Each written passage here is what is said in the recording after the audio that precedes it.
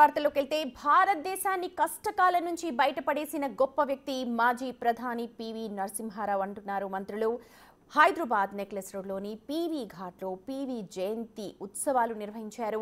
ఈ సందర్భంగా పీవీ కుటుంబ సభ్యులు, మంత్రి వివేక్, మంత్రి కొండా సురేఖ, పొన్నం ప్రభాకర్, వివిధ పార్టీల లీడర్లు ఆయనకు నివాళులర్పించారు.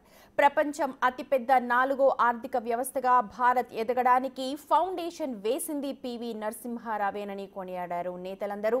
భారత మాజీ ప్రధాని పివి నరసింహారావు ఒక తెరిచిన పుస్తకమన్నారు. ఇక భారతదేశానికి ప్రపంచ పటంలో గుర్తింపు తీసుకురావడంలో పివి గణనీయంగా కృషి చేశారన్నారు. పివి ఆలోచనలకు అనుగుణంగా రాష్ట్రంలో సీఎం రేవంత్ పాలన చేస్తున్నారన్నారు.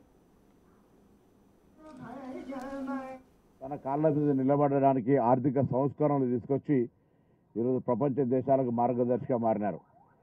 పివి నరసింహారావు గారు అనగానే ఆర్థిక సంస్కరణలు, విద్యా వ్యవస్థలో తీసుకొచ్చిన సంస్కరణలతో పాటుగా రాజకీయాల్లో ఒక గ్రామం ఇది. ఈరోజు ఆ గ్రామము వంగర, హుస్నాబాద్ శాసనసభ నియోజకవర్గం ఉమ్మడి కరీంనగర్ జిల్లాలో ఉంది. అటువంటి గ్రామం నుంచి ఎదిగి దేశ ప్రధానమంత్రిగా ఎదగడం, మరి ఈ ప్రాంత అందరూ కూడా తెలంగాణ బిడ్డగా వారిని అత్యంత గౌరవించుకునేటువంటి సందర్భంలో గతంలో కొంత ప్రయత్నం జరిగింది. వంగర గ్రామంలో వారి మెమోరియల్గా కొంత నిర్మాణాలు చేపట్టాలనే ప్రయత్నం జరిగింది. అది పూర్తి కాలేదు. ఇప్పుడు ఆ పనులన్నీ పూర్తి చేసే దిశల కార్యక్రమం కొనసాగిస్తాను. వచ్చే జయంతి లోపల దాన్ని పూర్తిగా అన్ని హంగులతోటి ప్రజల ముందు తీసుకొచ్చి ఒక మెమోరియల్ గార్డ్తో పాటుగా నాలెడ్జ్ సెంటర్గా అక్కడ ఉండే ప్రాంతంలో అందరికీ కూడా ఈ ప్రాంత బిడ్డ ఏ విధంగా ఎదిగినాడనేటువంటి ఒక ప్రదర్శనతో పాటుగా అంతా ఇన్ఫర్మేటివ్ ఉండే విధంగా ఏర్పాటు చేస్తా ఉన్నాం. ఈ సందర్భంగా మరొకసారి మా అందరికీ ఆదర్శం. వారిని అనేక సందర్భాల్లో వ్యక్తిగతంగా కలిసేటువంటి అవకాశం వచ్చింది.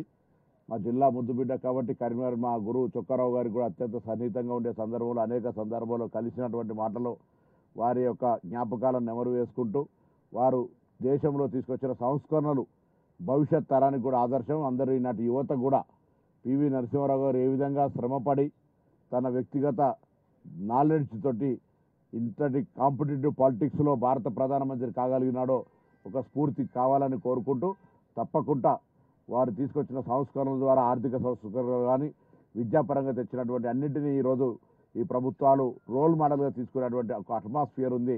తప్పకుండా వారిని సందర్భంగా మననం చేసుకుంటూ భావితరం వారిని జ్ఞాపకం ఉంచుకొని ముందుకు పోవాలని కోరుతూ వారి ఘనంగా